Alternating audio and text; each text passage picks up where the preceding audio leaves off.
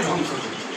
Liver শেষ, লিভারটা শেষ হলেই তুমি এবার উপরে টিকিট তোমার নিশ্চিত, গ্যারেন্টেড চিঠি হয়ে গেল, এবার তুমি নিশ্চিন্তে যেতে পারবে।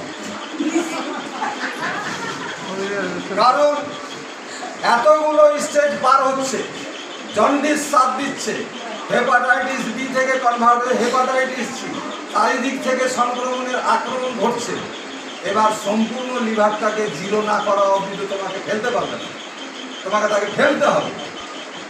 আমরা দেখি কিছু কিছু ক্ষেত্রে দেখবে ইমিউনিটির একটা ব্যাপার থাকে, কারো অল্পতেই দেখা যায় হাঁচি শুরু হয়ে যায় একটু ধুলাতে, কারো দেখা গোটা মুখের ভিতরে ধুলা ধুয়ে গেছে, কিছু হচ্ছে না।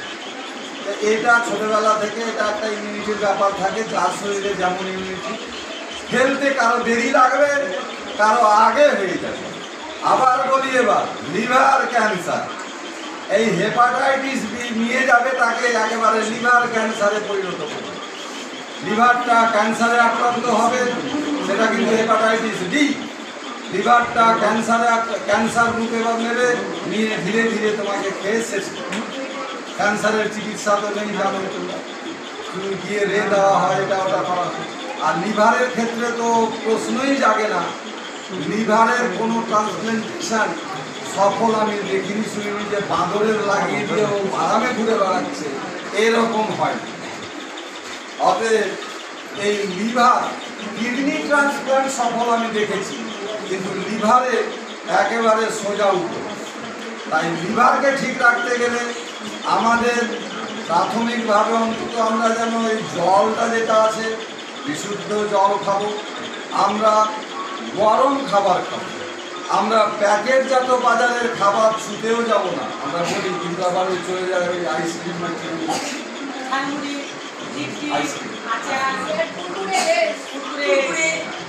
হ্যাঁ, এই যে বাজারে যেগুলো প্যাকেটজাত আছে, গ্রামে তো দেখা যায় মুড়ি ভাজে বাড়িতে, সবই তো গ্রামে তৈরি হয়, অসুবিধা নেই, ছাতু ভাজে, ছাতু তৈরি করে, এইগুলো সব বাড়ি তৈরি করা খাওয়ার চেষ্টা করতে হবে।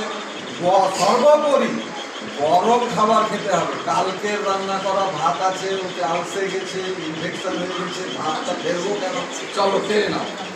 টক টক লাগছে, বলছে মনে হয় আম দেওয়া হয়েছে, সেই জন্য আরো বেশি করে খাও। হোস্টেলেই ঘটনা, একটা বাচ্চা মেয়ে ওরকম হয়ে গেছে, এবার ওই দৌড়াও, এবার কি ব্যাপার, তারপরে খাওয়ার পরে টক খাওয়ার পরে এবার বোঝা যাচ্ছে যে কি হয়েছে, এবার চোখ টোক করে উঠাচ্ছে, এবার পরে জানা গেল যে মেয়েটি ওইটা তো ভাত ছিল, আবার ওর সঙ্গে ওই কি যেন ওই পরিষ্কার করে হারপিক না পাউডার জাতীয় ওই সমস্ত এগুলো আয়রন জলে থাকে রাখা ছিল, লবণ ভেবে ওটাকে বেশ করে ওটাকে মাখিয়ে দিয়েছে, টান পুরো টান দিয়ে এবার চোখ তো উল্টে গেছে। আর খাবার সময় ও কেন খেয়ে যাচ্ছে, এই জন্য খাচ্ছে যে ও এইটা নিয়ে ভাবছে না, ওটা তো ভাবছে এটা লবণ, মনে হয় ওই ডালে আম কেটে দেওয়া ছিল, তাই টক বেশি লাগছে, আরো বেশি বেশি করে খেয়েছে। আর অন্য দুটা মেয়ে ও খায়নি, ওরা ঠিকই আছে, তখন ওরা বলছে যে এরকম ঘটনা ঘটে। যাই হোক, খাবারের সময় লবণ নিতে গিয়ে বা যে কোনো জিনিস, এটাতে খাচ্ছি আমি, এটা খাবারের জিনিস, এটা তুমি খাবারের জিনিস খাচ্ছ, তোমাকে দেখে নিতে হবে যে ওটা লবণ নাকি সোডা, নাকি আয়রন পরিষ্কার করার কোনো সোডা আছে, সেইটা দেখে নিতে হবে। সোডা জাতীয় জিনিস তো এই হেপাটাইটিসের দুশ্মন, শত্রু। যেগুলো আমরা কোকোকোলা খাচ্ছি, ফান্টা খাচ্ছি, পেপসি খাচ্ছি, সোডা থাকে, ওইগুলো কিন্তু হেপাটাইটিস বি এর ক্ষেত্রে দেখা যাবে যে হেপাটাইটিস বি আরও উজ্জীবিত হবে। যেমন ক্যান্সারে বলা